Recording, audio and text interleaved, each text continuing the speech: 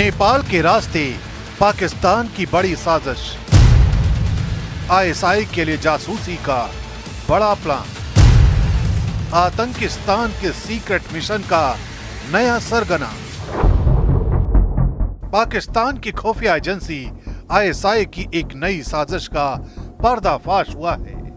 इस बार दहशतगर्दी के नेटवर्क को दुनिया भर में फैलाने वाले मुल्क यानी पाकिस्तान ने नेपाल को रास्ता बनाया है और भारत में अपने जासूस भेजने की साजिश को अंजाम दिया है। नेपाल की तरफ से देखिए एक बहुत बड़ी चेतावनी आई है भारत को, और मेरे हिसाब से इस वार्निंग को हमें सीरियसली लेना चाहिए, क्योंकि कल को इस वार्निंग के बाद भी कुछ बड़ा इंसिडेंट हो जाता है तो कहीं ना कहीं सवाल भारत पे भी आएंगे कि हमने इस वार्निंग के बेसिस पर एक्शन क्यों नहीं लिया। जैश ए मोहम्मद और लश्कर ए तैयबा जो है वो भारत के ऊपर एक बहुत बड़ा अटैक प्लान कर रहे हैं और उसमें वो नेपाल को एक ट्रांजिट रूट की तरह इस्तेमाल कर सकते हैं। अब देखो क्या है कि नेपाल हमेशा से इन जो लश्कर ए तैयबा और जैश ए मोहम्मद टाइप के ग्रुप रहे हैं, इनके लिए एक बहुत सेफ हेवन रहा है, बफर जोन की तरह इसको इस्तेमाल किया जाता है और कहा जाता है उसमें वहाँ पर आईएसआई का नेटवर्क भी बहुत ज़्यादा स्ट्रांग है। और आपको ध्यान में भी होगा कि IC-814 को जब हाईजैक किया गया था उसमें नेपाल में आईएसआई के नेटवर्क का बहुत बड़ा हाथ था और आईएसआई ने अपनी पूरी जान झोंक दी थी, पूरी जान लगा दी थी कि किसी तरीके से ये IC-814 का हाईजैकिंग हो, और वो नेपाल से ही सब कुछ किया गया था। उसमें आईएसआई ने अपना पूरा नेपाल नेटवर्क को वहाँ पर एक तरीके से कह लो कि आप पूरा मतलब एक तरीके से पकड़वा दिया सिर्फ IC-814 के हाईजैकिंग के लिए। और उसके बाद आपने देखा कि मौलाना मसूद अजहर जैसे आतंकवादी जो हैं उसमें छूटे, जरगर लतरम छूट गया, उमर सईद शेख छूट गया, ऐसे बड़े बड़े आतंकवादी IC-814 के हाईजैकिंग के बदले में हमें छोड़ना पड़ा। तो दोस्तों यहाँ पर एक बहुत बड़ी खबर निकल करके आ रही है सामने। जो नेपाल के पॉलिटिशियन हैं एक सुनील बहादुर थापा, उन्होंने भारत को सीधे तौर पर वार्निंग दी है कि भारत के ऊपर अटैक करने का प्लान जो है वो आईएसआई बना रहा है नेपाल के अंदर, तो आप इसके लिए सावधान हो जाएं। बाद में ऐसा ना हो कि आपके ऊपर अटैक हो जाए और फिर भारत जो है वो नेपाल को ब्लेम करे कि तुम्हारी धरती यूज हुई हमारे ऊपर अटैक करने के लिए। तो हम पहले ही वार्निंग दे रहे हैं कि आईएसआई ऐसा कुछ कर सकती है।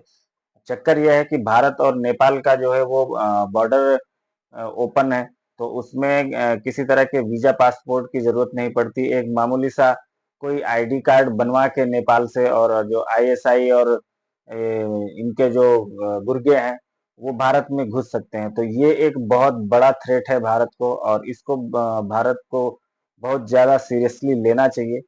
अब इसकी पूरी रिपोर्ट क्या है आइए देखते हैं और फिर बात करेंगे। नेपाल के ऑफिशियल ने एक बहुत बड़ा स्टेटमेंट यहाँ पर दिया है। उनका मानना है कि जैश ए मोहम्मद और लश्कर ए तैयबा जो है वो भारत के ऊपर एक बहुत बड़ा अटैक प्लान कर रहे हैं और उसमें वो नेपाल को एक ट्रांजिट रूट की तरह इस्तेमाल कर सकते हैं। अब देखो क्या है कि नेपाल हमेशा से इन जो लश्कर ए तैयबा और जैश ए मोहम्मद टाइप के ग्रुप रहे हैं, इनके लिए एक बहुत सेफ हेवन रहा है, बफर जोन की तरह इसको इस्तेमाल किया जाता है और कहा जाता है उसमें वहाँ पर आईएसआई का नेटवर्क भी बहुत ज़्यादा स्ट्रांग है नेपाल के अंदर।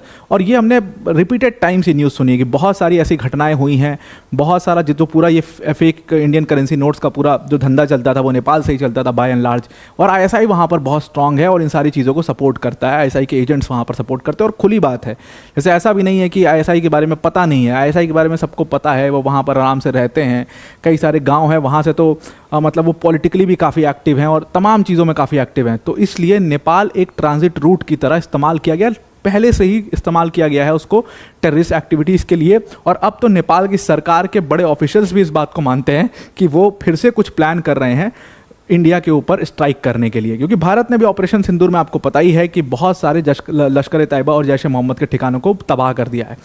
हुआ क्या था कि जब ये पूरा IC-814 का किस्सा हुआ था, हाईजैकिंग वाले इंसिडेंट हुई थी, उसके बाद नेपाल के पूरे नेटवर्क को धाराशाही कर दिया था भारतीय इंटेलिजेंस ने, पूरी तरीके से ख़त्म कर दिया था। वहाँ जो पॉलिटिक्स में कुछ आईएसआई के लोग जो घुसे हुए थे उनको भी इंटेलिजेंस ने मार गिराया था। कहा जाता है कि कुछ लोग जो एकदम एक्टिविटीज़ में जुड़े हुए थे, टेररिस्ट एक्टिविटीज़ में, जो भारत का बॉर्डर क्रॉस करके आ जाते थे, उनको भी उसमें मार गिराया था। बहुत सारा मतलब इंसिडेंट वहाँ पर नेपाल इंडिया बॉर्डर पर उस टाइम पर किया गया था और इंडियन इंटेलिजेंस ने, इंडियन एजेंसीज ने किसी तरीके से उस पूरे नेटवर्क को तोड़ा था। लेकिन फाइनली अब जो ये खबर खुली है उसने फिर से जो आईएसआई का नेपाल नेटवर्क है, और ये नेपाल नेटवर्क ही नहीं बल्कि ये नेटवर्क पूरा वेस्ट एशिया तक जाता है, इस नेटवर्क को दोबारा से वापस से उजागर किया। देखिए इशू क्या है कि आईएसआई के लिए अब बांग्लादेश से आना, बांग्लादेश के थ्रू ऑपरेट करना या कहीं और से पाकिस्तान के थ्रू ऑपरेट करना, जम्मू कश्मीर से ऑपरेट करना बहुत मुश्किल हो गया है। तो नेपाल उनके लिए हमेशा से एक सेफ हेवन रहा है और अब नेपाल नेटवर्क को जिस तरीके से उजागर किया एजेंसीज ने, बताता है कि ये इसको बहुत लंबे समय से फिर से भारत के अगेंस्ट में यूज़ कर रहे थे। मतलब ये जितनी भी एक्टिविटीज़ हुई हैं अभी रिसेंट में, इतने बड़ी बड़ी एक्टिविटीज़ हुई हैं, आप कह सकते हो कि इसमें आईएसआई का नेपाल नेटवर्क ने बहुत बड़ा रोल प्ले किया है। तो दोस्तों ये बात बिल्कुल सही है कि पाकिस्तान जो है वो अटैक करेगा। हालाँकि भारत ने बोला है कि पाकिस्तान अगर हमारे यहाँ कोई भी आतंकवादी हमला होता है तो हम सीधे तौर पर पाकिस्तान पर अटैक करेंगे। लेकिन पाकिस्तान सीधा अटैक कर नहीं सकता, इसलिए वो इन आतंकवादियों का और स्लीपर सेल्स और आईएसआई जो है, इन लोगों का सहारा लेकर के कोई न कोई हादसा, कोई न कोई टेररिस्ट अटैक भारत में करवाने की कोशिश करेगा। फिर चाहे उसको नेपाल की धरती यूज़ करना पड़े या फिर बांग्लादेश की धरती यूज़ करना पड़े। सीधे तौर पर पाकिस्तान को पता है कि अब कुछ भी अगर भारत में होता है तो हमारे ऊपर अटैक होगा।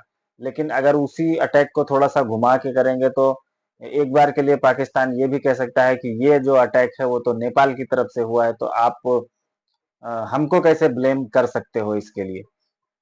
तो ये अपना एक बचने का रास्ता यहाँ पर पाकिस्तान ढूँढ रहा है और बाद में उसको वर्ल्ड मीडिया को कन्विंस भी करना है, क्योंकि अटैक कहीं से भी हो मार पाकिस्तान को पड़ेगी और फिर वो अपना नैरेटिव पूरी वर्ल्ड मीडिया में फैलाएगा कि देखो नेपाल से अटैक हो रहा है, फिर भी भारत हमको मार रहा है। लेकिन ये ओपन बॉर्डर वाला सिस्टम भारत के लिए काफ़ी खतरनाक हो सकता है। लेकिन अब चक्कर ये है कि भारत और नेपाल के रिलेशन इतने अच्छे हैं कि वहाँ पर ओपन बॉर्डर सिस्टम को बंद करने का तो सवाल ही नहीं है। सिर्फ़ यही इतना हो सकता है कि जो सावधानी है उसको आप और अच्छे से बढ़ाएँ और जो भी लोग आ रहे हैं वहाँ से, उनका जो है वो उनकी जाँच-पड़ताल अच्छे से हो कि जो लोग आ रहे हैं वो जेन्युइन लोग हैं या फिर वो आईएसआई और जो पाकिस्तान के जो आतंकवादी हैं वो आ रहे हैं। और कोई रास्ता मुझे लगता नहीं है, क्योंकि ओपन बॉर्डर मुझे नहीं लगता कि ये बंद करना इतना आसान होगा भारत और नेपाल दोनों के लिए। दोनों के रिलेशन तो बहुत अच्छे हैं। अब उनके डर से अगर भारत ऐसा कुछ करता है तो वो भी बात वो हज़म नहीं हो रही है। भारत डर के आईएसआई से डर के ऐसा कोई फैसला, मुझे नहीं लगता ऐसा कोई फैसला लेने वाली है इंडियन गवर्नमेंट।